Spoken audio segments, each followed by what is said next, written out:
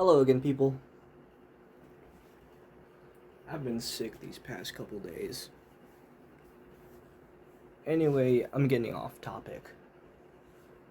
Uh, have you guys ever heard of The Matrix? How about Cyberpunk Edge Runners? Black Mirror? Spider-Man 2? Now, you may be wondering why I'm asking all this. Well, what do all these movies and shows have in common? They all feature one of sci-fi's most extreme ideas. A device plugged directly into the brainstem. Sure, it looks cool. It looks futuristic. It looks powerful. But in real life, it would be one of the most dangerous medical procedures imaginable. Today we're going to be breaking down the brainstem plug trope and why it's way more terrifying than Hollywood lets on. So, you may be wondering what the brainstem is exactly. See, the brainstem sits right at the base of your brain and connects your spinal cord, and it's what controls breathing, your heart rate, blood pressure, swallowing, and consciousness. In other words, it runs the automatic life support systems of your body. So you damage this area, you're not just risking memory loss or motor problems. You're risking immediate loss of breathing or cardiac function. This is the part of your brain that you don't just plug a device into casually. Now, without further ado, let's go through the list and show you and explain to you these devices.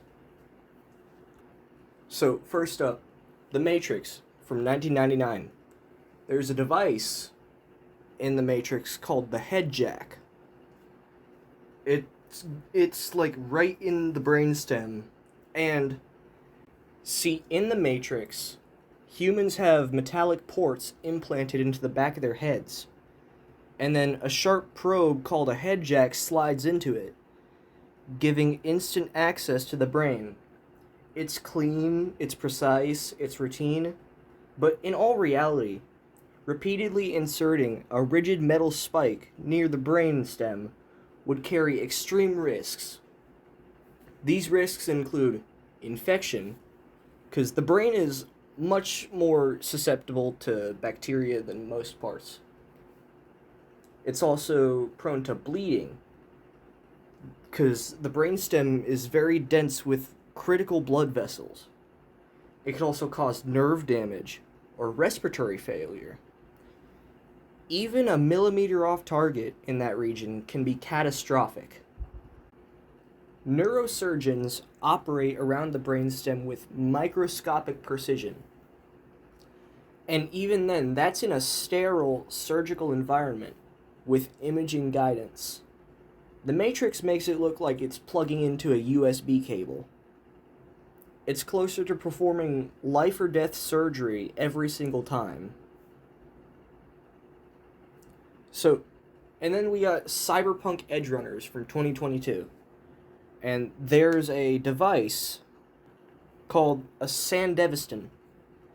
In Cyberpunk Edge Runners, the Sandevistan is a spiral implant that dramatically accelerates perception and reaction time. Characters install it like high-end hardware. But here's the issue. The brainstem and upper spinal cord are not designed to handle repeated high-energy neural overloads. Overstimulating motor pathways and autonomic systems could trigger seizures, it could cause strokes, it could disrupt your heart's rhythm, it could even overwhelm metabolic processes. And that's before considering immune rejection and scar tissue formation. Even real-life brain stimulation, which uses carefully implanted electrodes, requires extreme surgical care and constant monitoring. And those electrodes aren't stabbed in and yanked out repeatedly. And in Black Mirror, in the episode called Playtest, there's a device that attaches to the back of the neck and interfaces directly with the brain to create immersive hallucinations. The episode plays with psychological horror, but the physical horror would be just as real. A device interfacing directly with the brainstem sensory pathways could disrupt pain regulation, balance, auditory processing, and even your fight or flight response. And because the brainstem connects two consciousness pathways, it would overstimulate and lead to comas or even permanent neurological damage. In reality, we barely understand how to safely interface with higher cortical regions, let alone the structures that keep us alive.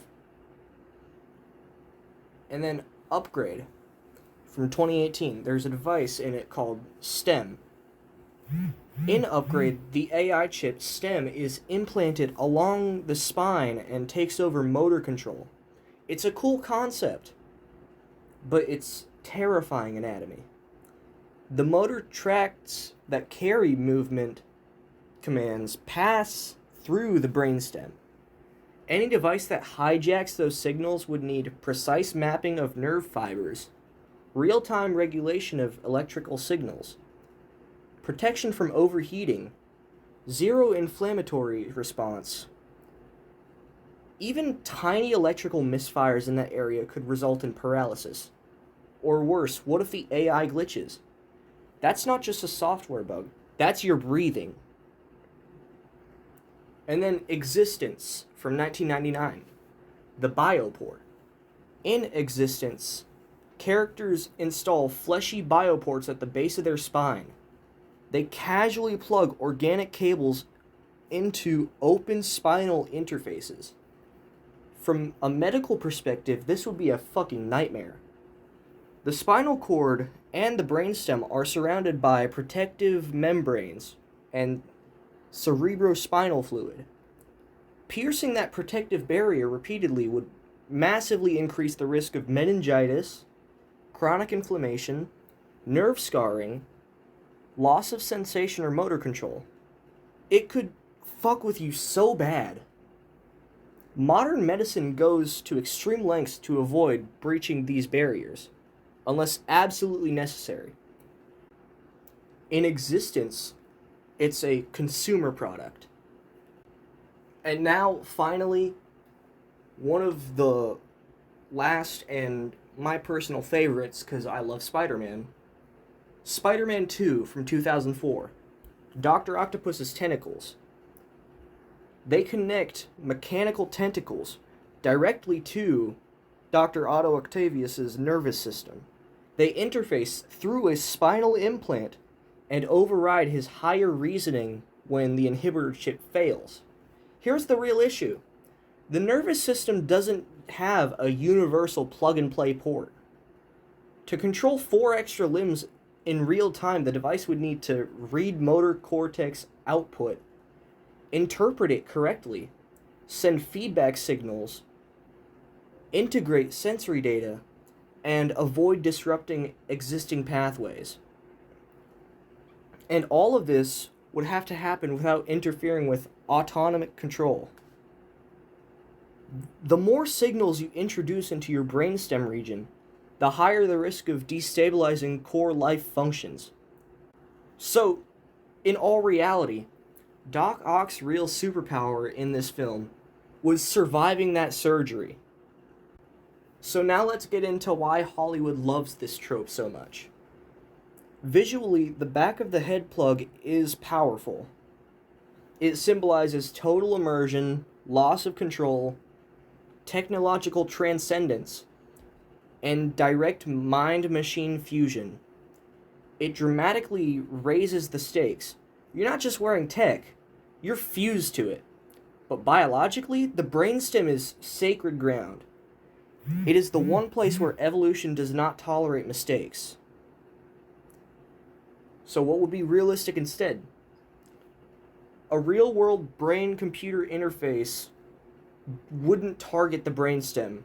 It would focus on the motor cortex, the sensory cortex, and surface-level neural activity. And even those require intense surgical planning and long recovery periods. We're making progress, especially for treating paralysis and neurological disorders. But it's slow, cautious, and extremely controlled. Because when you're dealing with the structure that keeps someone breathing, there's no margin for error. So next time you see someone casually jack something into the back of their skull, remember, that's not a USB port. That's the biological command center for staying alive. It makes for amazing sci-fi, but in reality, it would be one of the most dangerous elective procedures imaginable. And honestly, that's what makes this trope so terrifying. I would love to see more horror movies where something like this was made, where it connects to the brainstem and it starts malfunctioning and causing some sort of catastrophic disaster among everybody. It would be so scary, so riveting. It'd be perfect. Anyway, that's really all I had today. Bye-bye.